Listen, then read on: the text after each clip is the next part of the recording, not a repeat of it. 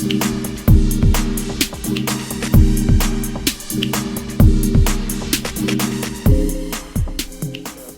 kita mulai dengan ucapan Bismillahirrahmanirrahim. Assalamualaikum warahmatullahi wabarakatuh. Waalaikumsalam. Sekarang kita coba masuk terkait dengan perlindungan konsumen.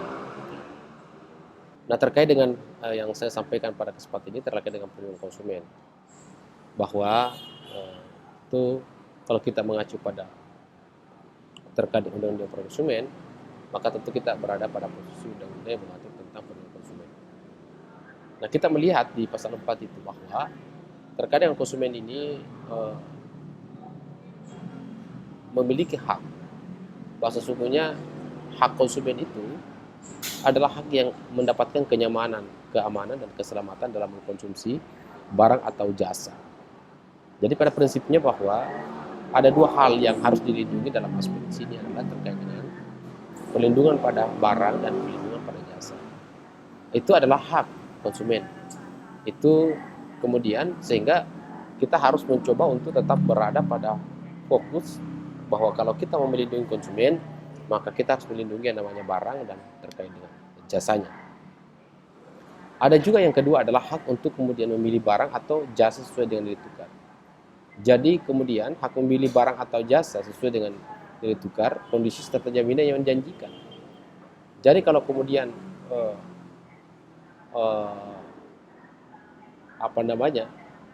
memang barang yang dimaksudkan itu harus berkesesuaian dengan harga barang, itu harus berkesesuaian dengan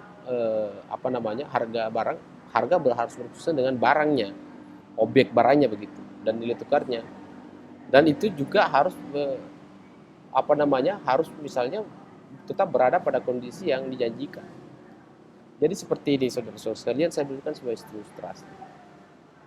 Kalau Anda membeli barang di Matahari, maka kemudian tentu harus mindset Anda bahwa barang yang ada di Matahari tentu adalah barang yang bersifat adalah barang yang baru gitu. Berarti dengan begitu cara berpikir kita, maka dipastikan bahwa barang yang ada di Matahari itu adalah barang yang baru, maka tidak ada barang yang bekas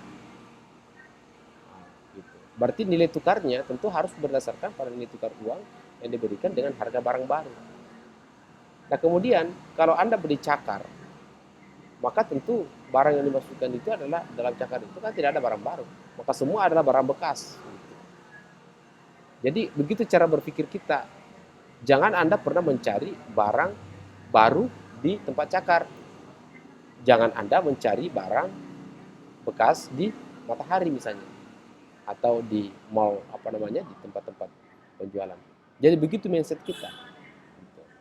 Nah, ketika kemudian Anda membeli barang di Matahari, katakanlah seperti itu.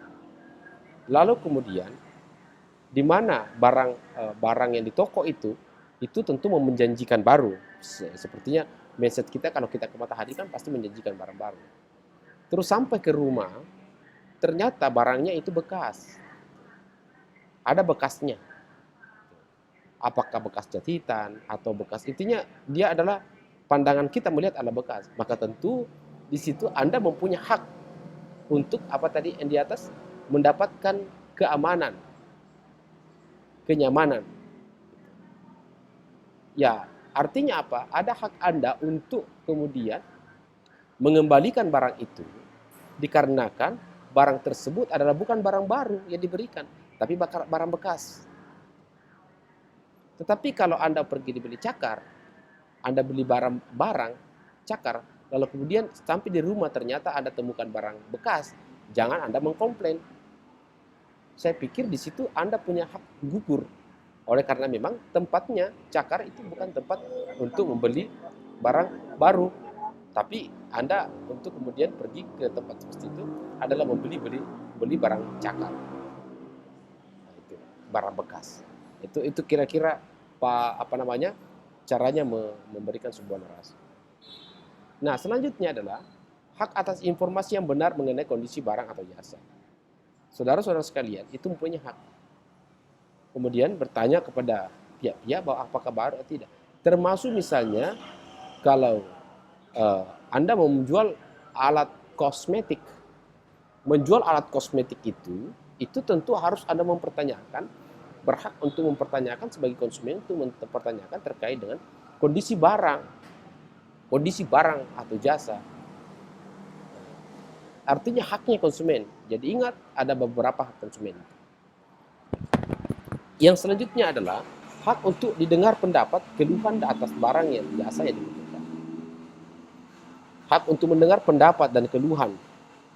Jadi kalau misalnya kita membeli barang baru, maka tentu kita harus berhak mendapatkan suatu informasi tentang barang tersebut. Mungkin kita berpikir bahwa sudahlah,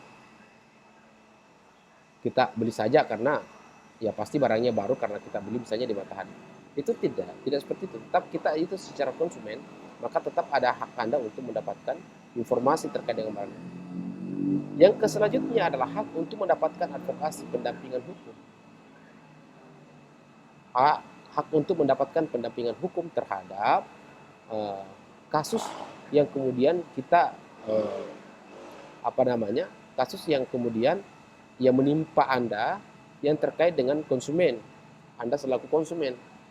Jadi kalau kemudian suatu ketika Anda membeli misalnya barang, taruh kemudian tidak sesuai dengan apa yang Anda harapkan, maka tentu Anda berhak untuk mendapatkan pendampingan untuk kemudian mendapatkan hak Anda. Apa kira-kira yang kemudian Anda bisa dapatkan dari pendampingan tersebut? Ya terkait dengan untuk mengembalikan hak dasar Anda. Hak dasar konsumen itu kan adalah kenyamanan, keamanan, dan keselamatan konsumen. Hak untuk mendapatkan pembiayaan dan pendidikan konsumen. Ya tentu saudara-saudara sekalian, kalau terkait dengan pendidikan konsumen, saya pikir kalau Anda beli HP, handphone, maka saya yakin di setiap handphone itu pasti ada petunjuknya. Ada petunjuk penggunaannya.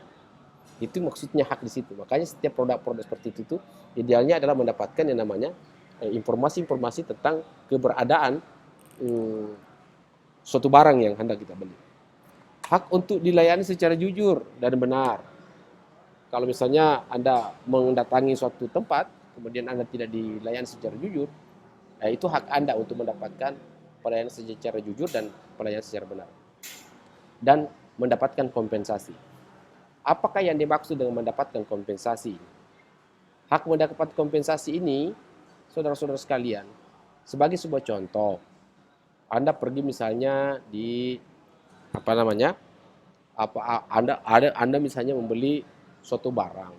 Setelah kemudian Anda bicara tentang para penjualnya, membicarakan tentang kedudukannya itu barang, modelnya itu barang, bentuknya itu barang, semua adalah original. Ya oke. Semua adalah original. Ternyata kemudian sampai kita di rumah, ternyata itu barangnya tidak original. Maka sesungguhnya haknya Anda untuk dikembalikan uang Anda. Haknya Anda itu kompensasi. Haknya Anda untuk mendapatkan kompensasi. Haknya Anda untuk kemudian diberikan ganti sesuai dengan keadaan barang yang sesungguhnya. Kalau misalnya Dewi yang kemudian menjual kosmetik, lalu kemudian Anda beli, tiba di rumah, ternyata barangnya yang dimaksud Dewi itu adalah barang baru, kosmetik, ya cilaknya misalnya Anda beli. Tiba-tiba sampai di rumah, cilaknya di dalam itu sudah patah-patah, sudah tidak bisa mengukir alis, maka disitulah keadaan, itu kemudian Anda sudah berhak untuk mendapatkan kompensasi. Bagaimana bentuk kompensasi yang dimaksudkan? Bentuk kompensasi yang Anda minta adalah bentuk kompensasi adalah bentuk uang, satu, bisa saja adalah bentuk kompensasi barang. Bagaimana bentuk kompensasi uang? Ya dikembalikan seharga dengan uang barang tersebut. Yang kedua adalah kompensasi adalah bentuk barang, maka dikembalikan barang itu sesuai dengan jenis barang yang ada kalau ada. Tapi bisa saja tidak ada. Tetapi makanya di dalam proses-proses Anda melakukan sebagai tertib kira-kira etika dalam konsumen itu, tentu yang pertama adalah mindsetnya kita adalah keamanan, kenyamanan, ya, dan keselamatan.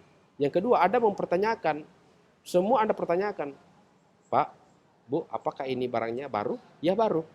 Apakah ini barangnya tidak cacat? Ya tidak cacat. Apakah barangnya ini memang Anda beli ini dari mana? Ya dari, katakanlah ini mereknya dari mana? Merek, oh ini bukan merek Cina misalnya. Ini merek langsung dari Thailand misalnya. Original, oke. Apakah barangnya ini tidak pernah digunakan? Oh tidak pernah. Semua titik bengek terkait dengan barang yang dimaksud itu, Anda telah mempertanyakan sebelum Anda melakukan suatu transaksi atau pada saat Anda melakukan transaksi. Nah, ketika Anda telah sampai menanyakan semua titik bengek yang terkait dengan keadaan barang, kemudian Anda pulang ke rumah, ternyata di luar daripada itu tidak sesuai. Misalnya, Anda membeli lipstik. Memang kan lipstiknya kan tidak bisa dibuka nih, katakanlah misalnya begitu, ada lipstik yang tersegel. Oh maaf Pak, ini tidak boleh dibuka lipstiknya. Warnanya saya tahu, ya lihat saja warnanya di luar. Oke, berarti warna merah ya, ya warna merah. Setelah kita ambil, sini aku tak tanyakan, kejujurannya oke, penyampaiannya oke, katanya baru, mereknya Thailand, asli Thailand, bukan merek KW1, KW2, bukan original. Ternyata Anda sampai di rumah, tapi kemudian sampai di rumah ternyata tidak sesuai dengan apa yang Anda inginkan, tidak sesuai dengan merek yang tertempel di situ di atas, misalnya warna merah, maka Anda berhak untuk mengembalikan. Pada saat sampai di rumah ternyata warna hitam lipstiknya yang Anda terima. Sudah basi lah kira-kira begitu, atau apakah namanya. Atau ada, saya juga tidak mengerti. Dewi lah ya, yang tahu itu yang mana yang dimaksud dengan lipstik hitam, lipstik putih, lipstik merah, saya tidak ngerti. Tapi artinya bahwa apa yang disampaikan penjual kepada Anda ternyata tidak sesuai dengan kondisi barang yang Anda terima, maka Anda mempunyai hak untuk kemudian dilakukan ganti rugi atau kemudian digantikan atau diberikan kompensasi. Seperti itu keadaannya. Jadi, nah, muncul fenomena baru. Muncul fenomena baru. Fenomena baru kalau kita misalnya bertemu langsung dengan penjual is okay, but saya pikir no problem kalau misalnya kita ketemu langsung dengan penjualnya. Tapi yang paling krusial kalau di era sekarang itu dengan kita membeli dengan sistem online. Barangnya ada di Bandung, penjualnya ada di Jakarta melalui misalnya Tokopedia. Ternyata barang sampai di rumah bukan barang yang kita minta. Pertanyaannya, bagaimana upaya konsumen? Bagaimana bentuk kenyamanan dan keamanan yang diberikan kepada konsumen dalam rangka memberikan suatu upaya yang sesuai dengan harapannya? Nah, inilah kemudian titik-titik persoalan seperti ini, saudara-saudara sekalian, yang memang dibutuhkan yang namanya penelitian mahasiswa. Saya kira saudara-saudara sekalian di FKM ini itu Anda bisa melakukan penelitian terkait dengan sistem penjualan yang dilakukan sekarang untuk melindungi konsumen. Sistem IT yang dijual sekarang ini sistem online yang dipakai wahana untuk kemudian melakukan jual beli, di mana dapat saja kita lihat di mereknya bagus, tampilannya bagus, asli, original, keterangannya lengkap, tapi ternyata sampai di rumah lain jenis yang sampai di rumah. Itu bagaimana upaya untuk melakukan tindakan supaya kita dapat mendapatkan hak kita untuk mendapatkan kompensasi. Nah, itu tentu dibutuhkan suatu penelitian-penelitian untuk mendapatkan jawaban. Saya kira teman-teman terkait dengan itu, apalagi misalnya obat-obatan, bukan farmasian, kemudian herbal, boleh saja basi atau sudah tidak berlaku lagi ternyata dijual kembali. Itu kemudian ada hak untuk kemudian dapat menyampaikan. Selanjutnya adalah kewajiban konsumen. Apa yang menjadi kewajiban konsumen? Jadi ketika Anda kemudian adalah konsumen, maka kewajiban pertama adalah baca petunjuk informasi dari produsen atau manfaat barang dan jasa demi keamanan dan keselamatan. Anda wajib untuk membaca. Jadi Anda wajib untuk membaca semua yang terkait dengan konsumen tersebut, yang terkait dengan barang tersebut. Itu kewajiban Anda membaca di situ. Kalau tidak, maka itu dapat saja nanti diproteksi. Saya terakhir tadi malam ada klien datang ke rumah. Ada salah satu rumah yang dia mau ambil di daerah gua. Ternyata pada saat kuliah dia mau ambil, dia tanda tangani DP 4 juta. Lalu kemudian setelah DP, dia tanda tangan itu perjanjian. Ternyata itu pada saat dia mau akad kredit di rumah, di salah satu bank, ternyata banknya itu tidak respon. Maksudnya tidak respon itu, bank tidak bisa memberikan biaya. Gitu. Tidak bisa membantu. Gitu. Akibatnya apa? Uangnya orang yang 4 juta tadi tersimpan di developer. Nah, setelah kemudian saya tanya, itu kan hak Anda untuk mengambil uang itu. Dia katakan, saya tidak bisa ambil Pak, karena ada perjanjian yang saya tidak baca baik-baik. Apa isi perjanjiannya? Dia bilang, barang, uang, DP, tidak bisa diambil selama rumah itu belum laku diambil orang. Jadi ceritanya rumah yang sudah di DP karena tidak jadi dibiayai oleh bank, sedangkan ada uangnya masuk di developer, tidak bisa uangnya diambil karena rumah itu belum diambil orang lain. Nanti bisa diambil rumah itu kalau ada yang tempat itu rumah. Nah, inilah yang saya maksud tadi adalah kesalahan konsumen yang tidak membaca kontrak. Akhirnya hangus rumah itu, hangus uang 4 juta itu. Itu yang mindsetnya harus Anda pahami. Yang kedua adalah beretikat baik dalam melakukan transaksi pembelian barang dan jasa. Jadi ada etikat baik. Etika baik maksudnya itu adalah ada suatu niat yang baik untuk memberikan menjual beli misalnya. Bukan mau merusak orang. Bukan mau merusak orang. Bisa saja misalnya labelnya misalnya masih barang baru, ternyata di belakangnya itu ada misalnya untuk meracuni orang atau ada sianidanya misalnya begitu atau dan lain sebagainya, bentuk-bentuk yang bisa dikategorikan sebagai bentuk beretika yang tidak baik. Membayar sesuai dengan nilai tukar yang disepakati. Salah satu bentuk kesepakatan saudara-saudara sekalian adalah bentuk kesepakatan yang dilakukan dalam bentuk dalam bentuk transaksi. Misalnya, ketika Anda pergi di Alfamart, suatu kesepakatan yang dilakukan antara konsumen dengan penjual, itu karena ada label kan? Ada label. Anda wajib untuk membaca label itu, label harga. Misalnya beli odol, harganya misalnya 7.000. Lihat, yang harus sampai di kasir, yang harus dibayar di kasir adalah wajib 7.000. Membeli odol. Terkadang karena Anda tidak membaca, terkadang harganya itu 7.500.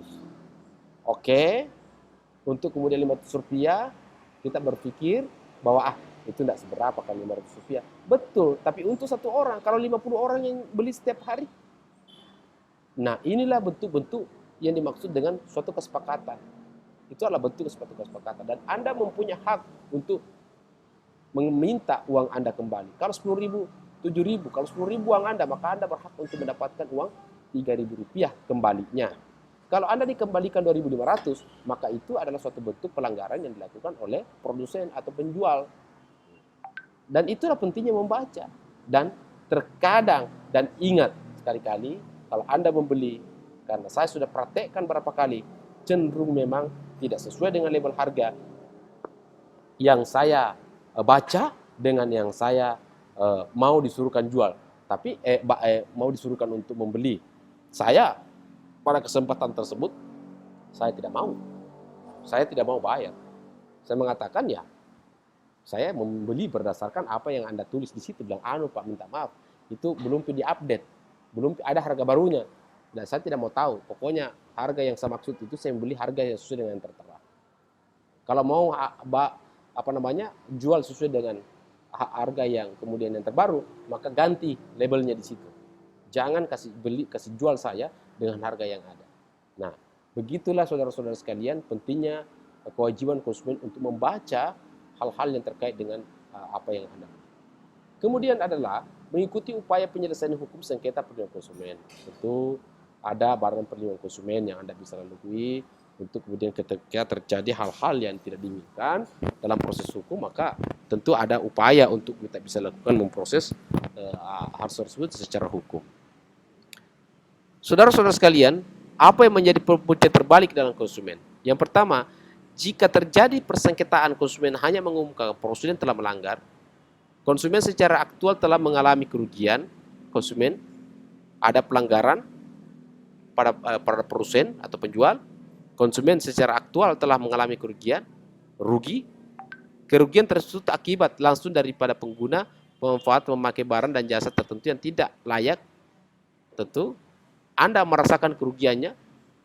Kalau misalnya Anda beli lipstiknya Dwi, ternyata Dwi ini dia jual lipstik yang sesuai dengan merek, bagus, baru, pas Anda pakai di bibir, langsung membeli Anda punya bibir, komplain Dwi, komplain dia. Pokoknya proses dia dengan undang-undang perlindungan konsumen itu bisa dia terjerat dalam kasus. Kerugian tersebut apalagi ketidaklayakan dari pengguna, pemanfaatan atau pemakai dari barang yang atau jasa tersebut merupakan tanggung jawab dari pelaku usaha. Itu kalau misalnya pemanfaatannya pemakaian dari barang jasa tersebut merupakan tanggung jawab. Itu adalah tanggung jawabnya dari pengusaha. Konsumen tidak berkontribusi baik secara langsung atau tidak langsung atas kerugian yang dideritanya. Jadi kalau misalnya konsumen tidak mau misalnya tadi setelah dipakai ternyata kemudian eh, apa namanya, maka produsen itu harus bertanggung jawab untuk kemudian membiayai yang namanya konsumen atas apa yang diderita konsumen tersebut. Nah, itu hal-hal saudara-saudara sekalian yang penting di dalam memahami dasar-dasar terkait dengan pembuktian terbalik. Ya. Saya kira saudara-saudara sekalian itu yang terpenting yang saya ingin sampaikan, bahwasanya terkait dengan awal tadi, bahwa pada kesimpulannya di dalam konsumen itu maka perlu ada haknya. Hak kenyamanan, keamanan dalam memperoleh namanya barang atau jasa itu menjadi hak Anda. Yang kedua, tapi tetap harus berkeseimbangan dengan kewajiban. Kewajiban apa? Tentu adalah kewajiban Anda untuk kemudian melakukan suatu upaya-upaya memproteksi, meneliti, menyelidiki terkait dengan barang yang Anda beli.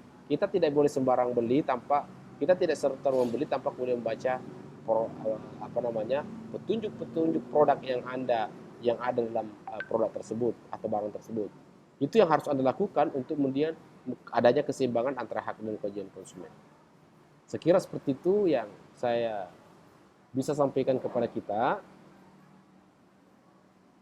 Saya kira seperti itu yang saya bisa sampaikan kepada kita semua. Saya berharap bahwa insya Allah mungkin Anda kalau bisa, saya akan nanti minggu depan, kalau bisa, karena di akhir Januari ini sudah harus kita final. Jadi saya berharap Anda membaca materi-materi yang telah saya kirimkan, kemudian membaca ulang. Saya kira beberapa pertanyaan nanti akan muncul dalam soal-soal. Dan tentu materi yang saya berikan itu adalah materi-materi yang telah saya kirimkan dalam bentuk di channel ini yang saya jadikan sebagai soal. Olehnya itu tetap harus Anda tetap intens untuk mengikuti perkuliahan ini. Kalau tidak ada arah melintang, insya Allah mudah-mudahan bisa minggu depan kita final ya. Melihat juga kondisi tidak terlalu efektif sekali, sehingga kemudian nantilah di semester 2 nanti kita coba efektifkan perkuliahan kita, karena memang keadaan sekarang ini memang di era pandemi ini itu membutuhkan banyak hal yang sumber-sumber pengetahuan kita, tidak hanya melalui dosen, tapi saya pikir sebagai saran kepada Anda adalah tetap Anda harus untuk tetap proaktif untuk belajar dan menemukan suatu materi-materi di luar dari pendidikan kita. Saya pikir yang menentukan masa depan Anda bukanlah kemudian karena Anda mendapatkan ijazah, tapi yang terpenting adalah Anda membaca dan Anda belajar. Saya kira modal itulah kemudian Anda bisa memberikan suatu cikal bakal untuk kesuksesan Anda ke depan. Sekira sekian. Kalau ada pertanyaan-pertanyaan nanti Anda lewat grup saja. Kalau ada pertanyaan nanti saya akan coba jawab. Sekian dan Assalamualaikum warahmatullahi wabarakatuh. Waalaikumsalam warahmatullahi wabarakatuh. Makasih Pak.